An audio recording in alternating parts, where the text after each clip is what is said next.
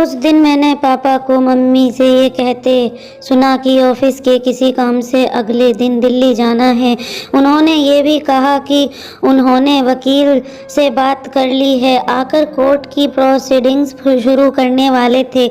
बोले कि एलिमनी में माँ को इतना पैसा मिल जाएगा कि उन्हें अपने खर्चे की कोई परेशानी नहीं होगी। मेरे पापा ने मेरी माँ के लिए तलाक की पेंशन देने का फैसला कर दिया था। मेरे पास ज़्यादा वक्त नहीं था। जैसे ही पापा निकले मैंने माँ से कहा कि मुझे कंपटीशन के लिए कुछ फॉर्म लाने हैं। मैं कॉलेज में नरेश से मिली और उससे कहा कि स्कूटर पर मुझे उस कस्बे में ले जाए जहां वो लड़की रहती थी। अगले दिन पापा के जाते ही मैं चल पड़ी।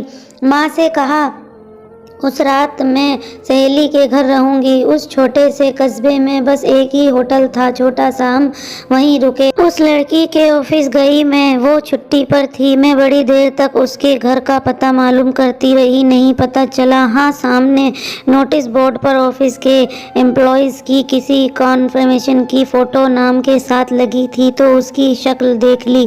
शाम को नरेश के साथ वापस आई, खिड़की से देखा तो सांस रुक गई। होटल के कमरे से वो लड़की निकल रही थी और उसके पीछे ऑफिस का ब्रीफकेस लिए कमरा बंद करते हुए मेरे पापा।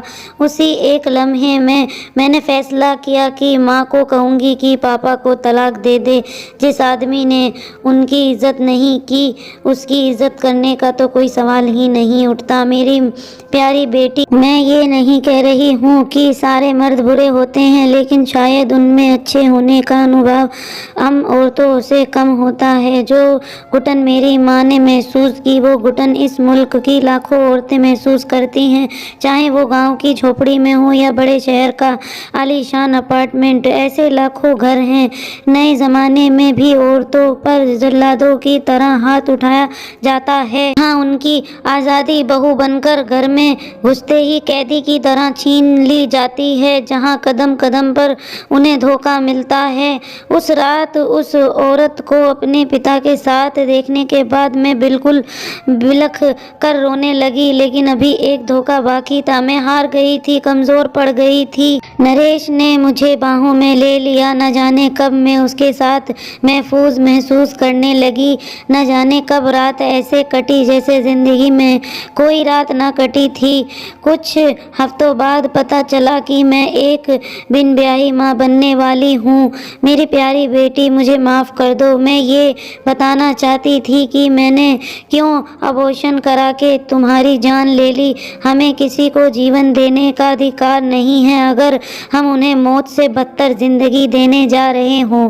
काश मैं तुम्हें जन्म दे पाती, काश तुम्हारे पास पिता का नाम होता, काश मैं तुम्हें खूबसूरत बचपन दिया होता, एक सहेली की तरह बड़ा करती, आंखों में आंसू भरकर विदा करती। काश तुम्हें वो हिम्मत दे पाती जो मुझ में और मेरी माँ में नहीं है। काश मैं तुम्हें ये बता पाती कि मेरी तरह बेवकूफ़ी करके कमज़ोर लम्हे की वजह से कच्ची उम्र में माँ ना बन जाना। मैं कमज़ोर थी मेरी प्यारी बेटी, बिन ब्याही माँ बनकर रहने की हिम्मत नहीं थी मुझ में।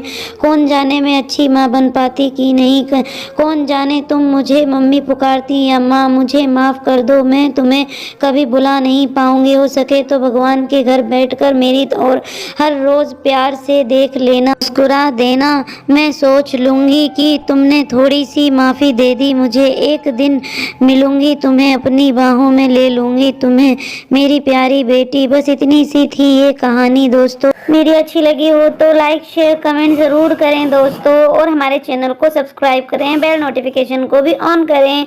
Thanks for watching. अल्लाह हाफिज़।